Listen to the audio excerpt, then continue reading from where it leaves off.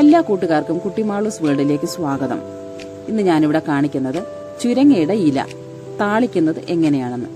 ചുരങ്ങയുടെ ഇല മാത്രമല്ല, മത്തന്റെ ഇലയെ നമുക്ക് താളിക്കാം. ഇതാണ് ചുരങ്ങ കേട്ടോ. ഞങ്ങളുടെ വീട്ടിൽ ധാരാളം ഉണ്ടായിരുന്നു. ഇപ്പോൾ മഴക്കാലമായപ്പോഴേക്കും കായ്ഫലം കുറഞ്ഞു വന്നു.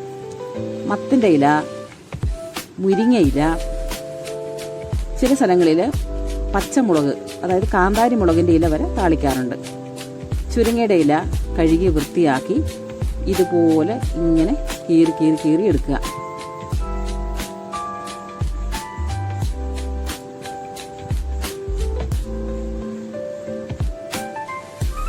നന്നായിട്ട് കീറി കീറി എടുക്കണം. മത്തന്റെ ഇലയ്ക്കാണെങ്കിൽ ഒരു നാരുണ്ട്. ചുരങ്ങയുടെ ഇലയ്ക്ക് അങ്ങനെ നാരില്ല, വളരെ സോഫ്റ്റ് ആണ്. എന്നിട്ട് അരിഞ്ഞെടുക്കുക, ചെറുതായിട്ട് അരിഞ്ഞെടുക്കുക. അരിഞ്ഞെടുത്തെങ്കിൽ കൈ കൊണ്ട് തന്നെ മുറിച്ചിട്ടാലും മതി. ഞാനിങ്ങനെ അരിയുന്നു എന്ന് മാത്രം. ചെറുതായിട്ട് നല്ല കുനുകുനാന്ന് അരിഞ്ഞെടുക്കുക.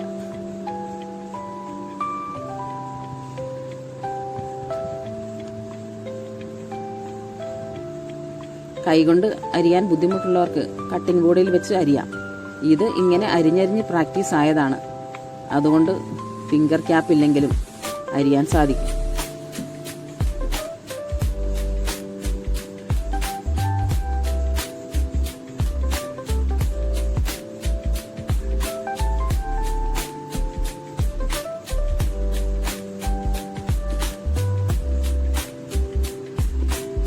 വലിയ ഇലകളൊക്കെ ഉണ്ടെങ്കിൽ ഒന്നുകൂടി അരിയുക.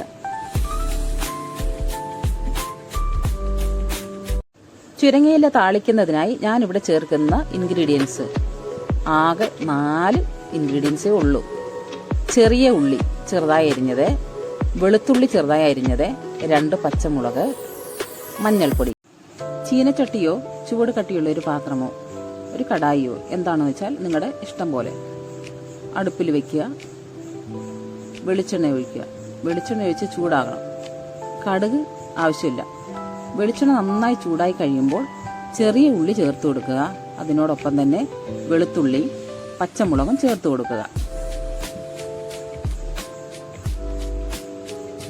നന്നായി ഇളക്കി കൊടുക്കുക.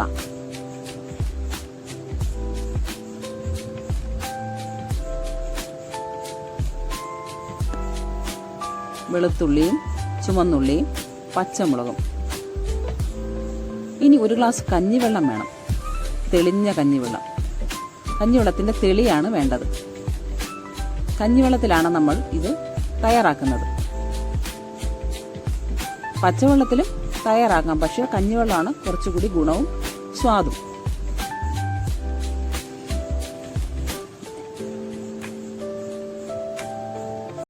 ചുവന്നുള്ളിയും വെളുത്തുള്ളിയും ഇതേ പരുവത്തിലാകുമ്പോൾ കണ്ടോ, ഒരുപാട് മൂത്തു പോകരുത്, ചുവന്ന് ഇരിക്കണം.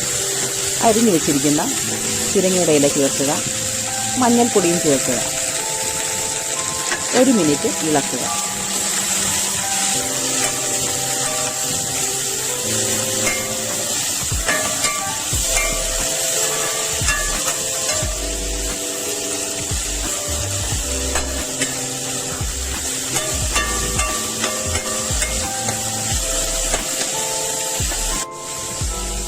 ഉപ്പ് ചേർക്കാൻ മറക്കരുത്.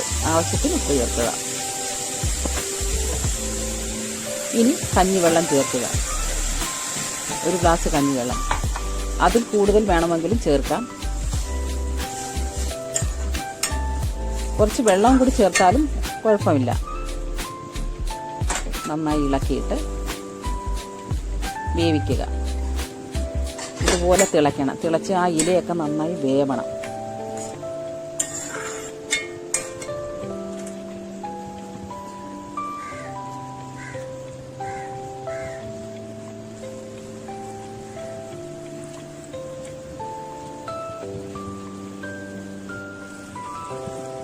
നല്ല മണം വരുന്നുണ്ട്.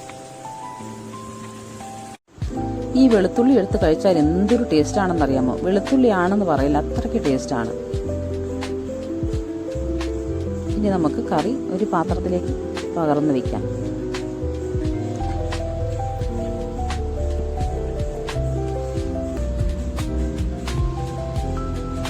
വീഡിയോ ഇഷ്ടമായാൽ സബ്സ്ക്രൈബ് ചെയ്യണേ. ഷെയർ ചെയ്യണേ, സപ്പോർട്ട് ചെയ്യണേ. എന്നാൽ പിന്നെ ഊണ് കഴിച്ചാലോ?